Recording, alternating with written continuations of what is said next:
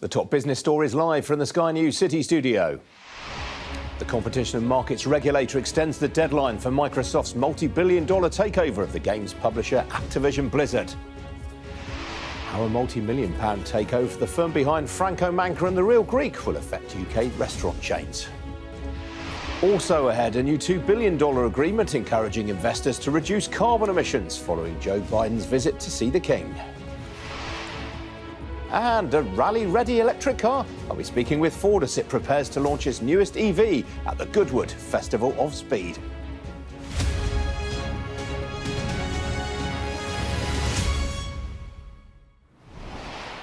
Good morning. This is Business Live with Ian King. We start with some breaking news, and during the last 90 minutes, the UK's Competition and Markets Authority has extended the deadline for its review of Microsoft's takeover of the video game publisher Activision Blizzard by 6 weeks, moving it from next Tuesday to the 29th of August. The extension will give the watchdog more time to review proposals by the pair to resolve its concerns. The CMA said in April that it was blocking the $69 billion deal, which has since been waved through by the European Commission, but which still faces objections from US regulators. Now, last month saw the £93.4 million takeover of Fulham Shore, the owner of Franco Manca and the Real Greek casual dining chains, approved by shareholders. The buyer is the Japanese food service group Torador Holdings, in partnership with the private equity firm Capdesia. So what does the future hold for these two well-known brands? Well, with me now is Niels Lorin. He's co-founder and managing director of Capdesia. Good to see you this morning. There are currently some 27 Real Greek restaurants and 70 Franco Manca pizzerias. How many more can the market sustain? Good morning, Ian, and thank you for having me. Well, I think we are very optimistic about the growth potential for both brands. We've been following Fulham Shore for a while now.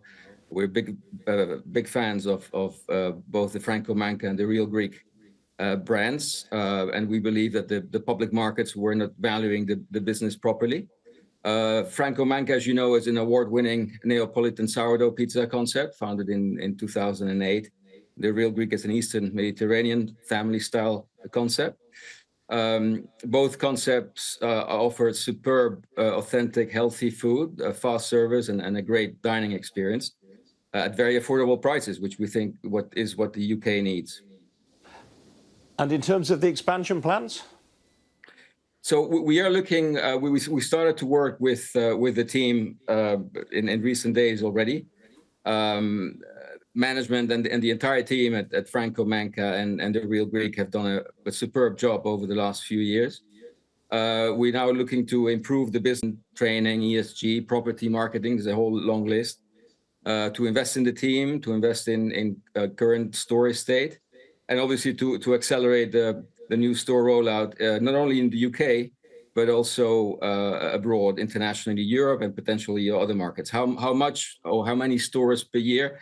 That remains to be seen, but we're definitely looking at double-digit store openings on an annual basis. Obviously, the casual dining market right now is facing a number of headwinds: labour shortages, higher food and drink inflation. Do you see those abating in the near future? We're big believers in UK hospitality. The industry, as you say, has gone through a lot since 2020: COVID, hyperinflation, closures, supply chain disruptions, interest rates going up, reduced consumer spending. Like in any crisis, this is forcing us to adapt, to become leaner, better at what we do, to embrace technology, which is a big part of what's driving this industry, and to make changes in a way that in the way we do things without ever compromising on the quality of the food and the experience that we bring to customers. I mean, looking forward, we are optimistic about the future. The UK and European industry. Restaurant industry remains vastly underpenetrated in terms of branded, technology-enabled concepts that offer premium food and great customer experience at affordable prices. To put things in in perspective, perhaps, the US restaurant sector, which we know very well, has doubled in size over the past 15 years and has now surpassed groceries in terms of per capita spend. We are only at the very beginning of that journey in the UK and Europe, and this obviously provides for a very attractive business and investment opportunities going forward. And for those who aren't familiar with your partner in this acquisition, Toradol, tell me a little about their business in Japan. Toradol is one of the largest and most successful publicly listed groups in Japan. They were founded by visionary entrepreneur and CEO, currently Takaya Wata, in 1990. Today, Toradol is publicly listed, has over 1,700 restaurants in 36 countries across 15 different brands. And we decided to team up with them on this particular transaction, particularly because we share the same values in terms of integrity, authenticity of the products and services we provide, quality and provenance of product, customer service, how we treat employees, sustainability. So together, Toradol and Capdesia bring over 50 years of combined experience in operating and investing in restaurants, which we believe will benefit Fulham Shore. And just to go back to something that you said earlier, you mentioned there you were looking at property as a key part of it. Are you seeing a lot of opportunities now? Are you seeing sites becoming vacant that you might be interested in? Yes, the counter to the cost of living crisis that we're seeing is obviously that the property market in the UK is becoming much more attractive than it was, and we're seeing great deals across the UK, and we think that will continue for the next at least for the next couple of years. So we are very much focused on that, and we will take advantage of that property market dislocation. Very good, Niels. Very good to see you this morning. We do appreciate you joining us. Thank you. Thank you very much.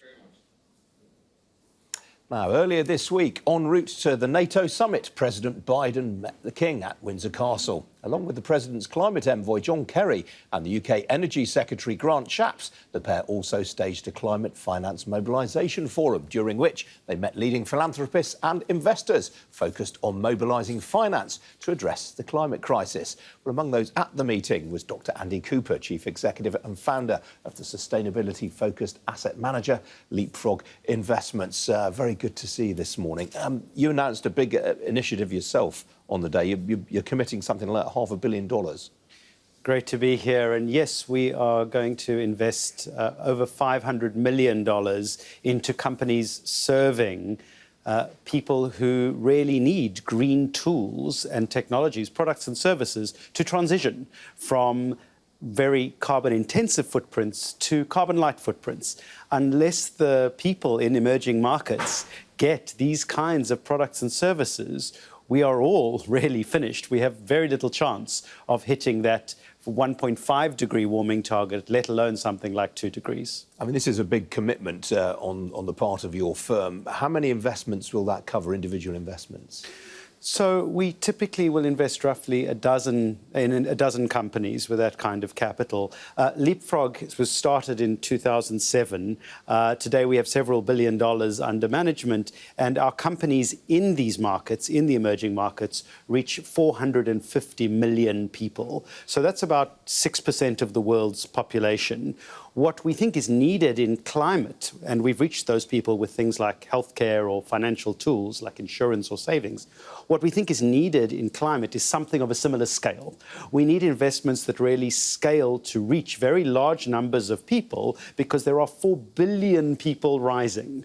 So if the West decarbonizes and the rich countries decarbonize, but these countries see this immense growth, we will not reach those targets that the world has set, and we will really have a climate catastrophe on all of our hands. Today is the hottest day in the history of Europe, and that will be just the beginning if we don't also address the climate crisis in emerging markets. So the commitment that you've announced this week, will that be, are you looking for brand new investment opportunities, or might some of this go to some of your existing portfolio companies? This will go into new investment opportunities in these markets, countries like India, Indonesia, Vietnam, Nigeria, Kenya. We have seen very successful investments in the space. So, for example, we invested in Sun King alongside General Atlantic. And Sun King is now the largest pay-as-you-go solar distributor in the world.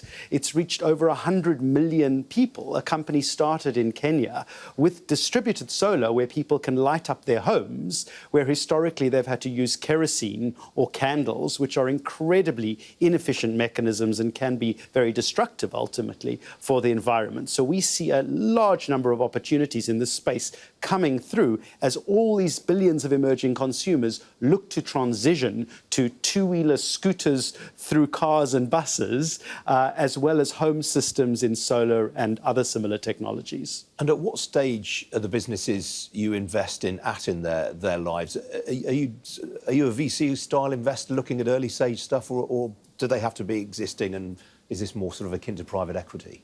We're a private equity growth investor, so it can be early stage or later stage growth, but these are companies that do not have technology risk or deep business model risk built into them. And what we're doing is we're taking them from serving a few 100,000 or a few million people to serving tens of millions of people. And what is most exciting about this moment in history is that with the advent of the mobile phone and billions of smartphones joining the economy, you suddenly have billions and billions of people who are immediately accessible to new companies and to companies that are growing rapidly. And you really see the intensity of demand of these people for things like healthcare, climate solutions, and financial services. We are at a moment in history that is much like the internet was in the early 2000s, where there will be a very rapid transition, not only online, but where people will be adopting all these new tools, technologies, products, and services that help their families, that help their communities, and that help their companies to thrive. And the companies that really serve that are scaling at a tremendous rate. Just to give you a small stat, across the life of our companies and of our firm, Leapfrog companies have grown on average revenue at 24% a year. And that is in economies that are growing at, on average, 6% a year versus the current 1% OECD average. So you're getting 24 times the average growth within an OECD country in these markets. And risk has gone down very, very substantially. So it is a moment in history where I think investors can have a very different perspective. And I think the likes of John Kerry, Grant Shapps, and even meeting with the King and the President deeply appreciate that the whole financial and economic environment has changed, and the equation for investors has changed fundamentally. Good. There's so much more I wanted to ask you, Andy, but we're out of time, I'm afraid. You'll just have to come again. No problem. Good to see you. Thank you. Some other business news stories for you now. And Burberry has credited a continued recovery in China, which is its biggest single market, after reporting strong sales growth in recent weeks.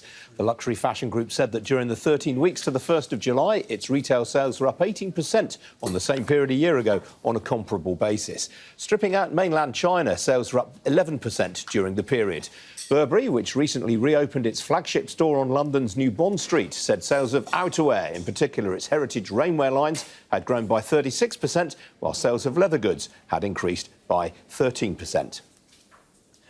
ITV said this morning it was no longer actively exploring the possible acquisition of All3Media, the production company behind such TV hits as the BBC's Call the Midwife, Channel 4's Gogglebox and ITV's own Midsummer Murders. Well, ITV said last month it was actively exploring a deal to buy All3Media, which is currently owned by the US media giants Warner Brothers Discovery and Liberty Global, with a price tag of £1 billion being widely reported.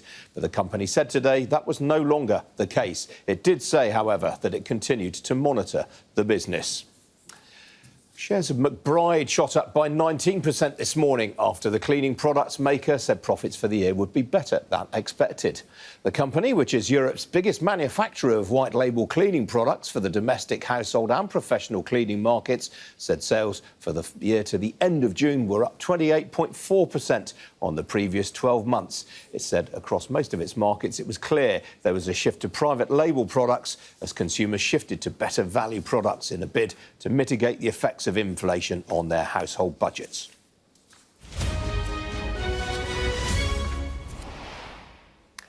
Onto the markets now. You got a glimpse of them a moment ago. Stocks in the Asia-Pacific region enjoyed a largely positive session overnight following more gains last night on Wall Street. Only the Nikkei in Tokyo was slightly lower there. The leading performer in the region overnight was the Kospi in South Korea. That was up more than 1%. Well, in Europe, stocks are largely going into the weekend on a negative note right now. Only the CAC 40 in France is in positive territory. Very appropriate that for Bastille Day, you might say. The main talking point in Europe this morning is Nokia. The Finnish telecoms equipment maker is down nearly 10% in Helsinki following a profits warning. Well, here in London, the FTSE 100 is just about in positive territory, up nearly a fifth of 1% right now. Falls in some of the mining and energy stocks are balancing gains for healthcare and consumer stocks. The index is, I should say, on course currently for its best week since March. The leading blue chip gainer in percentage terms is the engineer Spirax Sarco, based in Gloucestershire. Shares up 3% right now after receiving a push from one of the brokers. Outside the FTSE 100, the asset manager Ashmore, its shares down 6.75% right now following a trading update. Meanwhile, Dr. Martens is ahead another 6% following yesterday's trading update. On the foreign exchange markets, really has been very interesting this week. The US dollar currently heading for its worst week since November following the benign US inflation data on Wednesday. As you can see, sterling is off right now, a fifth of 1% against the greenback, but that's close to a 15-month high against the US dollar. Sterling also off slightly against the euro. Single currency, meanwhile, more or less unchanged against the dollar. The oil price, again, it's been really interesting this week. The oil price tends to move in inverse proportion to the dollar, and it's done that again today. It hits its highest level overnight, the oil price, since the 25th of April. Right now, a barrel of Brent crude changing hands at $81.22 a barrel. That's off a sixth of 1%. Who are joining me now is Sophie Lund-Yates. She, of course, is the lead equity analyst at Hargreaves Lansdown. Sophie, good to see you this morning. Let's start with Burberry, because I thought quite an upbeat trading statement from them this morning. Hi, good morning. Great to be back. You are right. I mean, you know, they've seen a 19% uplift in retail revenue. That's certainly not something I'm going to knock. But one thing that does need a close eye on it is the fact that this great rebound that we've seen, particularly from mainland China, you know, that's a 46% uplift, is actually masking an 8% dip in the Americas. So that really does suggest that under the hood, potentially there's some underlying demand concerns in that region. But obviously overall, the picture is certainly a positive one. But there is going to need to be a close eye on what's going on there in the Americas. Now, what about this ITV acquisition from All3Media? People got very excited about this only a few weeks ago. It's obviously not gone off the ground. I mean, these things normally fall apart on price. Do we have any inkling as to what's happened? There's not a huge amount of transparency going on here. You know, there was only kind of some initial interest that was being floated. It wasn't really particularly far down the line. And in terms of the market reaction that we're seeing from ITV today, you know, last time I looked, they were down about 1 and a bit percent, is the fact that ITV is going to have to find some way to peddle more revenue from its studio business. It's got this really successful production business itself. So this was potentially going to be an acquisition that was going to help it to offset that kind of structural decline that was going on in its advertising business. So that's where the market reaction where ITV is concerned is stemming from. And certainly I think potentially the loss of a potentially good opportunity, but we have to trust that there was good reason behind shutting the door on this potential deal. And yesterday, obviously, we had quite a downbeat trading update from Barratt. The shares again under a bit of a cloud this morning. Yes, absolutely. I mean, they shed about 2-3% yesterday, and there's not really any respite today. And the reason I think this is an important one to talk about is simply the level, the scope of the numbers that Barrett was talking about, obviously a very important and big house builder here in the UK, they are expecting a 20% drop in build completions in the coming financial year. And that comes as demand, the demand environment is apparently incredibly challenging. This is perhaps not surprising given that, the huge shakes going through the mortgage market. But really, this is something that is likely going to have a significant read across for the other house builders, who we'll be hearing from in the coming weeks, as well as earnings season kicks off. So really, just huge numbers. That 20% drop. Don't want to harp on about it too much, but that is really, really very significant, and that's why the shares are still struggling in the wider sector today. Absolutely, Sophie. Got to leave it there, I'm afraid. Lovely to see you again. Have a great weekend. Thank you. Thanks. Still to come here on Business Live. Electric rallying? I'll be speaking with Ford as it prepares to launch its newest electric vehicle at the Goodwood Festival of Speed. Stay with us.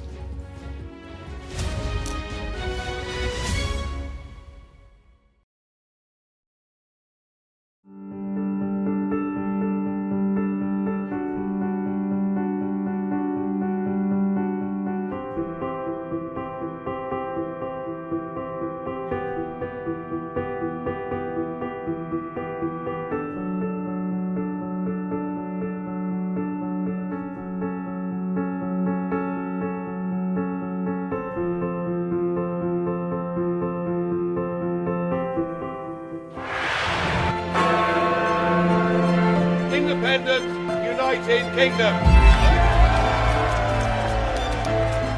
These last few years have seen some huge stories. And these stories have been driven by politics, by politicians, the people in power. You must stay at home. And it's my job to figure out how these decisions made by politicians impact all of us in our everyday lives. This is the worst thing I've ever been through in my life. People turn up here with their child stuff in a black sack and just say, I don't want to. And that is what it is. It's first-class poverty. Is this an example of the welfare state failing? We take you to the heart of the stories that shape our world. These are stories that affect us all.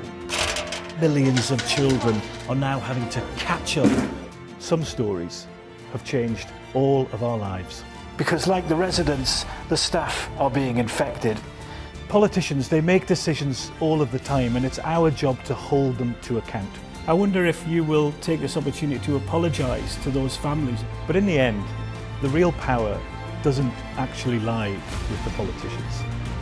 The real power lies with the people. I'm Nick Martin. I'm the People and Politics correspondent at Sky News.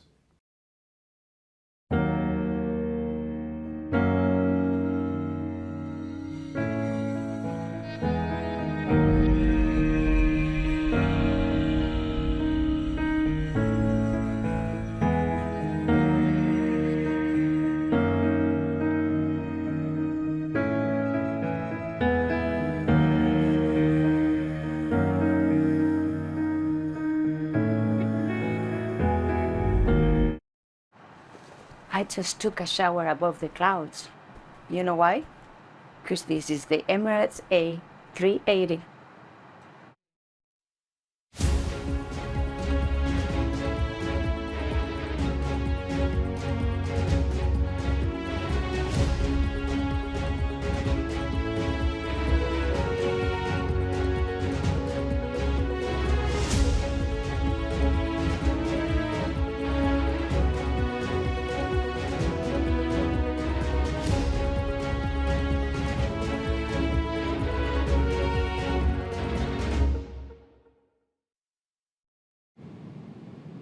It's like Emirates, it's like better.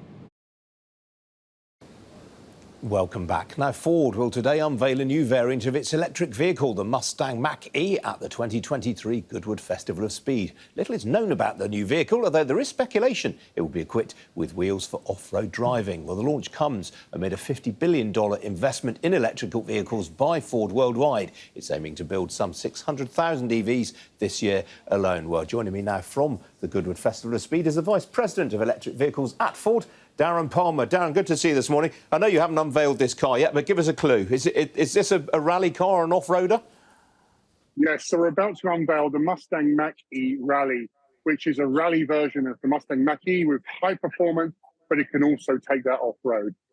And how much is this going to cost? Well, we're not revealing the price just yet. We're just giving a teaser today showing what the vehicle's about, and we're going to also run it up the hill so you can see what it can do. I mean, obviously, electric vehicles contain quite heavy batteries. Will this have the identical performance of a sort of petrol equivalent? So this is going to show what an electric vehicle can really do off-road. Because of the immense power and torque that these electric vehicles have and how quickly you can control those, the off-road performance is absolutely amazing. And so we're going to use this as a test bench to show people what it can really do. And is this going to be available all around the world at the same time? Yes, it is. It's going to be available in Europe and UK and America coming soon for next year. And it'll be available all around the world. Now, you're investing, as I said, $50 billion in EVs. How long do you anticipate that investment taking to pay for itself? Well, one of the important things is that it's an inflection point right now for electric vehicles. And we believe you need to make them extremely exciting so that people have the desire to want them. And that is this performance and cars like the one we're showing today, plus the software. And it's important to put the investment in now because we expect a huge uptick in volume in the coming years. So we're already coming to the point now, as that scale rises, we'll see the cars coming into profitability. And that's important for the companies as well, because we're here also to drive a profitable company. There's been a lot of talk recently that your production in the US is outstripping demand and that dealers aren't turning over Mach-E's as rapidly as they once were. What's the situation? So we've been constrained on production since the day we launched the Mustang Mach-E and the F-150 Lightning and the E-Transit. So we could not meet customer demand. And we are just now bringing online more volume. Some 3 times as much volume for the Mustang Mach-E, nearly quadruple the volume for the F-150 Lightning, and similar for the Transit. So we're just about bringing that volume in now. And we're also bringing in new derivatives like the LFP battery that will allow us to offer a more attainable price for customers. And it's literally just coming in this month. So we'll see what that does for demand for the second half of the year, but you should see some more attractive prices in these vehicles and entering in slightly different segments. And how has the Mach-E been selling elsewhere around the world? I mean, I gather in China it struggled to make headway against some of the local brands out there. So Mustang Mach-E has been sold out in the US and in Europe since the day it launched. And we're still continuing to see very high demand before we add these extra derivatives. We haven't quite seen that demand in China for the vehicle. There is huge competition now in China. So we're making modifications to the vehicles to deal with that. But in the US and Europe, it's done extremely well. Now, closer to home, of course, Ford stopped making the Ford Fiesta last week, Britain's best-selling car for many, many years now. I've seen suggestions that may resurface as an electric vehicle. Anything you can tell us on that? Well, that's a vehicle very close to my heart as I worked on that vehicle and launched it. So as we now move into the electric domain, you'll see this vehicle behind me here is the Ford Explorer, which is launching next year. And that's a more affordable SUV-style small vehicle to bring to a larger part of the market. We're also working on many others. And you know that we've got the Puma in market, which is extremely successful. People are really liking that slightly more SUV crossover style, and that's becoming very popular. So we're going to move some of those into the electric domain first, I'd say. And briefly, if you would, please, Darren, obviously the EU has watered down its rules on when it's going to be phasing out petrol and diesel. Is the UK moving too rapidly by seeking to ban petrol and diesel by 2030, new vehicles? Well, we believe we're all in Ford, and we believe that customers are going to desire and they're going to want these products. It just takes some time for education and to have them available across different types of vehicle and the prices that people want. So we believe the customers are going to want these. So we're all in on that. We want to be cautious with some of the tariffs because we don't want the tariffs to get ahead of where we can put the supply chain in place, because we want the best prices for customers to help drive demand for EV. All right, Darren, we have to leave it there. Good luck with the launch. Good to talk to you again. Thank you. Thank you very much for your time. That's it from me. I'm back at 4:30 this afternoon with our afternoon edition of Business Live. Look forward to seeing you then. Thanks for joining me. Cheerio.